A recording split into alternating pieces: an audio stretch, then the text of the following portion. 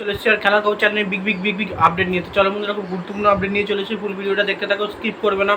Skip করলে ভিডিওর মধ্যে অনেক কিছু মিস করবে। এবং এই খেলার খবর চ্যানেলে যারা নতুন আছে অবশ্যই খেলার খবর চ্যানেলটা সাবস্ক্রাইব করে পাশে থাকা ব্ল্যাক অ্যান্ড ঘন্টাটাকে ঢং করে বাজিয়ে দাও, বেশি বেশি লাইক এবং কমেন্ট করে দাও, যাতে মোটিভেট হয়ে তোমাদের এই খেলার খবর চ্যানেলে আমি ফার্স্ট আপডেট দিতে পারি। তো চলো বন্ধুরা, ফার্স্ট যে আপডেটটা নিয়ে কথা হলো, খুব গুরুত্বপূর্ণ আপডেট তোমাদের শেয়ার করতে চলেছি।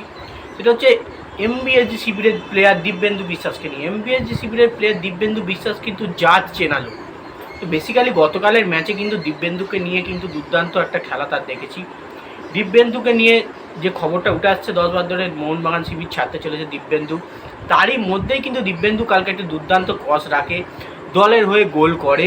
এবং কালকে কিন্তু ক্যালকাটা ফুটবল লিগে কিন্তু মোহনবাগান 3-0 গোলে জয়লাভ পেয়েছে। এবং সেখানে কিন্তু এমপিএসজি শিবিরের যে নিউ কোচ পানাজিওটিস সিনিয়র দলের থেকে কিন্তু উপস্থিত ছিল খেলা দেখতে।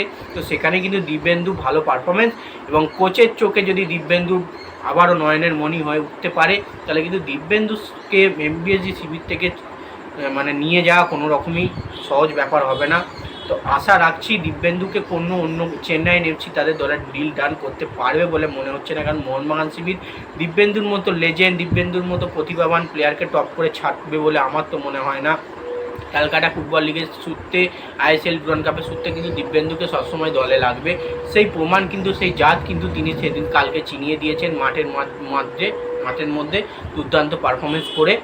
তো যাই হোক, আশা করছি দিব্যেন্দু নেক্সট ম্যাচগুলো মোহনবাগানের জার্সি গায়ে আরও ভালো পারফরমেন্স করবে। নেক্সট যে আপডেটটা নিয়ে এবার কথা বলবো, খুব গুরুত্বপূর্ণ আপডেট, সেটা হচ্ছে ডিয়াজকে নিয়ে। তো এফসি গোয়া প্লেয়ার ডিয়াজ, তোমরা নিশ্চয়ই জানো সে এখন আর এফসি গোয়া প্লেয়ার নেই। ডিয়াজ কিন্তু এখন ড্রাচিচ হচ্ছে এখন মোহনবাগানের প্লেয়ার। তো এই ড্রাচিচ কিন্তু আসতে চলেছে কলকাতায়। তো বেসিক্যালি ড্রাচিচ আসতে চলেছে কলকাতায় কিবার বুধবার। খবর মারফত জানা যাচ্ছে ড্রাচিচ কিন্তু অনুশীলন নিজের দেশে চালাচ্ছেন, রিজার্ভ সেশন করছেন এবং জিম করছেন। এবং খবর সূত্রে জানা যাচ্ছে কিন্তু বুধবার রাত্রিরে কিন্তু ভোর রাত্রিরে কিন্তু কলকাতায় পা রাখতে চলেছে ড্রাচিচ। তো মোহনবাগানের জার্সি গায়ে খেলতে সে প্রচুর পরিমাণে আগ্রহী। এই কোনো বিদেশি যদি আসে প্রথম, সেটা হচ্ছে ড্রাচিচ প্রথম আসছে মোহনবাগানের দলে যোগ দিতে, স্ট্রাইকিং লাইনের প্লেয়ার। তো দেখা যাক ড্রাচিচ মোহনবাগান শিবিরকে কতটা ভালো পারফরমেন্স দিতে পারে। আশা রাখছি ডুরান্ড কাপ থেকেই কিন্তু কিছু বিদেশি নিয়ে হয়তো খেলতে শুরু করবে ইস্টবেঙ্গল মোহনবাগান ম্যানেজমেন্ট। কারণ মোহনবাগানে কিছু না হলেও কিন্তু 2 থেকে 1টা বিদেশি করে দলে হয়তো রেখে দল সাজিয়ে ডুরান্ড কাপের ম্যাচগুলো খেলবে। কারণ প্রথম ম্যাচই ডার্বি দিয়ে যেহেতু শুরু।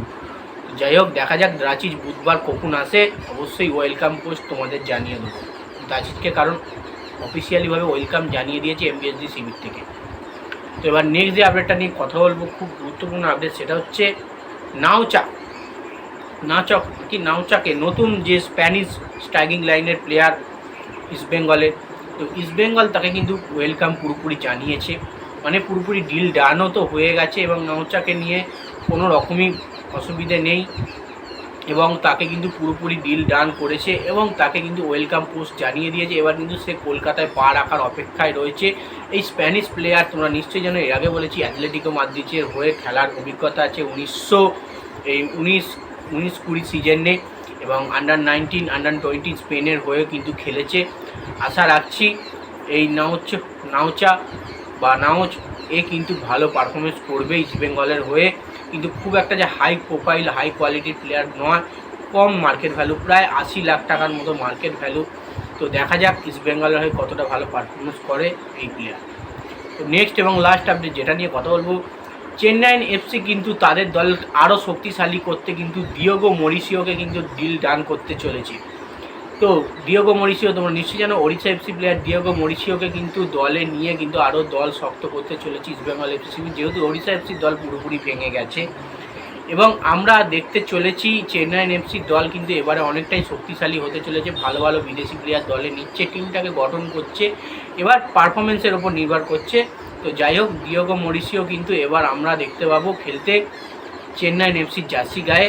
তো দেখা যাক চেন্নাইন এফসিকে ডিয়েগো মরিসিও কতটা ভালো সাফল্য এনে দিতে পারে। তো যাই হোক বন্ধুরা, এই আপডেট ছিল। ভিডিওটা যদি ভালো লেগে থাকে লাইক করবে, শেয়ার, সাবস্ক্রাইব করে পাশে থাকা। চলো বন্ধুরা, বাই, আবার নেক্সট ভিডিও দেখা হচ্ছে।